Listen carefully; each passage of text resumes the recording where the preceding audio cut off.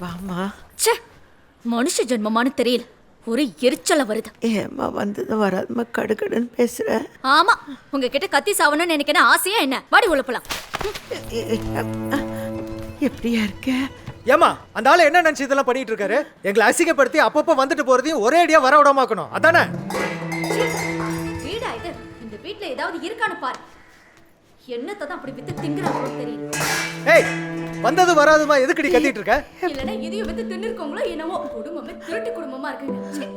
இந்த பாரு, திருடெல்லாம் பேசுறேன்னா பல்லகெல்லாம் உடைச்சு. யாரு திருடன்னா எனக்கு தெரியாது. ஆனா திருட இல்லாம பொருள் எல்லாம் எப்படி காணாம போகும்? ஏய், இப்போ யாரு திருடன்னு சொல்ற? மாதிரி எனக்கு பிடிச்ச பிடிக்காத மாதிரி எல்லாம் பேச முடியாது. இவ்வளவு பேசுறீங்க. மாசம் மாசம் பணம் அனுப்புறேன். இல்ல ஒரு தம்பி பணம் இல்லை, உங்களோட புத்தி தெரிஞ்சுதான் உன் தம்பி வேலை செஞ்சேன், போல. இதுங்க கிட்ட நான் வந்து மாட்டிக்கிட்டேன். பையன் பார்த்துட்டேன். என்ன பண்ணி தொலை? ஏங்க வார்த்தை பேசாத. எனக்கு டென்ஷன் வருது. என்னால நான் ஆளாக முடியாது.